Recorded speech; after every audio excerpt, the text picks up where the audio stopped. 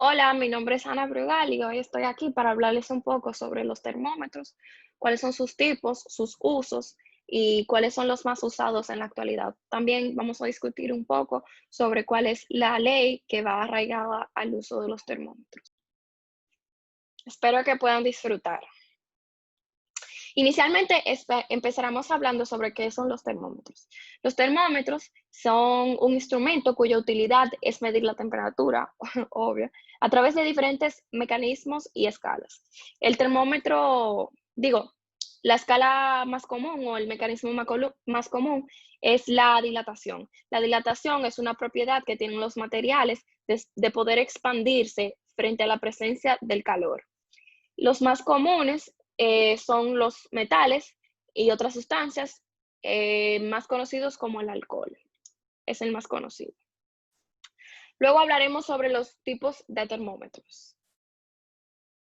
Inicialmente hablaremos sobre el termómetro de mercurio. El termómetro de mercurio fue creado en 1714 por el físico Fahrenheit. Estos termómetros se reconocen por ser muy precisos y muy prácticos.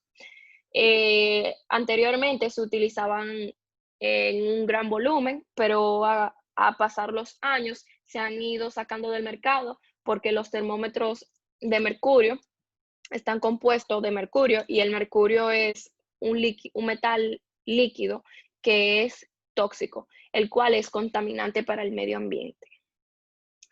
A continuación, hablaremos sobre los pirómetros. Los pirómetros se reconocen por ser utilizados en grandes industrias o empresas. Esto se debe, empresas no, fábricas. Esto se debe a que los pirómetros tienen una gran capacidad de medir altas temperaturas.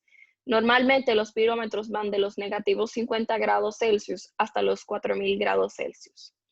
Los pirómetros operan a base de diferentes mecanismos. Tienen la capacidad de trabajar con la radiación infrarroja, pero también tienen la capacidad de trabajar a través de la radiación térmica. La radiación infrarroja se denomina a aquella la cual puede medir la temperatura sin estar en contacto con un cuerpo o con el cuerpo. A continuación, hablaremos sobre los termómetros de gas. Los termómetros de gas están constantemente sometidos a una presión y a un volumen. Estos gases se emplean a base de su capacidad de expansión al calentarse. Los termómetros de gas son muy reconocidos por ser sumamente precisos, tanto así que estos mismos termómetros son utilizados para calibrar otros. A continuación hablaremos sobre los termómetros de lámina bimetálica. Los termómetros de lámina bimetálica son muy parecidos en el físico a los termómetros de gas. Los termómetros de lámina bimetálica están constituidos por dos láminas de metales, como lo dice su nombre, y estas dos láminas representan coeficientes de dilatación diferentes. Como nosotros podemos ver en la foto, abajo se puede notar que hay un número diferente al de arriba, como podemos ver. Estos termómetros de lámina bimetálica son esenciales para la instalación de aires acondicionados en cualquier edificio o cualquier planta industrial. También estos son utilizados para regular la temperatura en cualquier industria petroquímica. A continuación tenemos los termómetros digitales. Los termómetros digitales son los más utilizados hoy en día. Eh, por segundo lugar tenemos los termómetros infrarrojos. Los termómetros digitales son aquellos que operan a base de circuitos electrónicos y sensores especializados. Estos son capaces de medir pequeñas variaciones de tensión y traducirlas en dígitos dentro de una de las escalas de la temperatura o varias. A continuación, tenemos los termómetros clínicos. Los termómetros clínicos son los cuales son más utilizados en la medicina. Los termómetros clínicos se clasifican eh, en dos distintos. Tenemos los termómetros que suelen ser de vidrio, que esos suelen ser los de mercurio, como ya hablamos anteriormente, y los de plástico, que son normalmente los termómetros digitales, que también ya fueron mencionados. A continuación, hablaremos un poquito sobre qué es la ley cero de la termodinámica y cómo está relacionada con los termómetros. La ley cero de la termodinámica fue formulada en el 1931 por el físico Ralph Fowler. Su enunciado dice lo siguiente. Podemos enunciarla de esta siguiente manera. Cuando tenemos dos sistemas, A y B, y se encuentran separados y en equilibrio térmico con un tercer sistema C, se dice que A y B están en equilibrio en uno con el otro. Más abajo podemos ver dos fotos. Así, a continuación les voy a explicar cuál de los dos están en equilibrio térmico y por qué.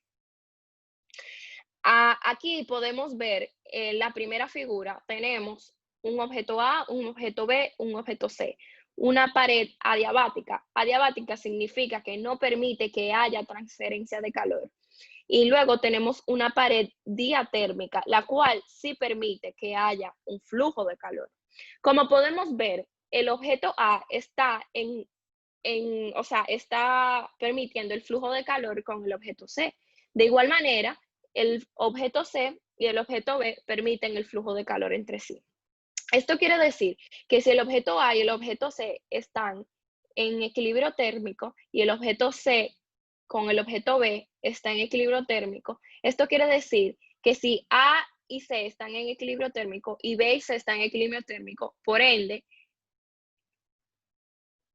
A y B están en equilibrio térmico. Eso es lo que nos quiere decir la ley. En la siguiente figura podemos ver por qué no está en equilibrio térmico. La razón por la cual no está en equilibrio térmico es porque el objeto A y el objeto C, objeto B, están, ¿cuál sería la palabra correcta? Están bloqueados por una pared adiabática. La pared adiabática lo que hace es que el calor no pueda fluir desde A a C y desde B a C. Por esa razón, este sistema no se encuentra en equilibrio térmico. ¿Cómo esta ley está arraigada con los termómetros? Tomemos, por ejemplo, un termómetro de mercurio. Cuando tenemos que medir la temperatura a un cuerpo, digamos que soy yo, los termómetros de mercurio se tienen que estar en contacto con el cuerpo. Entonces, vamos a decir que lo hacemos a través de la boca. El objeto está en mi boca, entonces yo soy el cuerpo A. El cuerpo A se conecta con el vidrio y el vidrio se conecta con el líquido.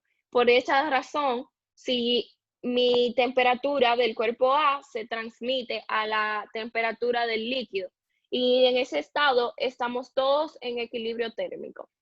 Muchas gracias. Espero que todo haya quedado muy claro. Si tienen cualquier pregunta, no duden en escribirme.